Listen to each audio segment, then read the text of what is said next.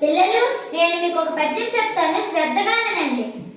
కేయూరాణి నభూషయంతి పురుషం హారాన చంద్రోజ్వలః నశ్నానం న విలేపనం న కుసుమం నాలాంకృత మూర్ధజ వాణ్యేక సమలంకరోతి పురుషం యా సంస్కృత ధార్యతే క్షీయంతే కిల భూషణాని శతతం వాగ్భూషణం భూషణం.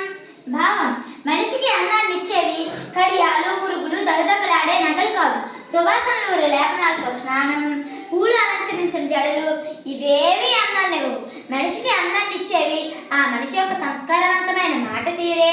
ఏ నాటికి నిలిచేది వాగ్భూషణమే. మీరిక చదవండి. నమస్కారం మేడం గారు. నమస్కారం. ఎవరమ్మా మీరు? నేను మేడం గారు, మీ చిన్నప్పుడు శిష్యురాలు పూర్వికని. పూర్విక? ఎంత పెద్దదానివయ్యావో! ఎప్పుడో చిన్నప్పుడు చూశాను, గుర్తుపట్టలేకపోయాను. ఇప్పుడు ఏం చేస్తున్నావు? అమ్మా, మీ చదువు వల్ల పూర్విక చదువుకొని బడిపంతులైంది. రేపే బడిలో చేరాలి. మీ దగ్గర ఆశీర్వాదం తీసుకుందామని వచ్చాను. నా చదువే ముందన్నా, నీ బిడ్డను చదివించావు, అందుకే ప్రయోజకురాలయ్యింది. ఆ రోజు చదువుకుంటే ఏమవుతుందిలే అనుకుని పూర్వికని పొలం పనులకు తీసుకువెళ్లే వాళ్ళం. అవును, పూర్విక బడికి రాకపోతే నా మనసు ఊరుకునేదే కాదు.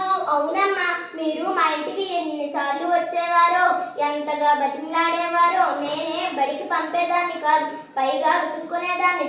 నా మనసు మార్చి పూర్విక బడికి పంపేలా చేశారు. మీరే లేకుంటే నా బిడ్డ ఎందుకు పనికి రాకుండా పోయేది. అవును మేడం గారు, మీరు ఆ రోజు చేసిన పని వల్ల నా జీవితం అంతా మారిపోయింది. నేను కూడా నాలాగే బడి మానేసిన పిల్లల కోసం పని చేస్తాను. నన్ను ఆశీర్వదించండి. నాకు చాలా గర్వంగా ఉంది పూర్విక. నీ ఆశయం చాలా గొప్పది. మిగిలిన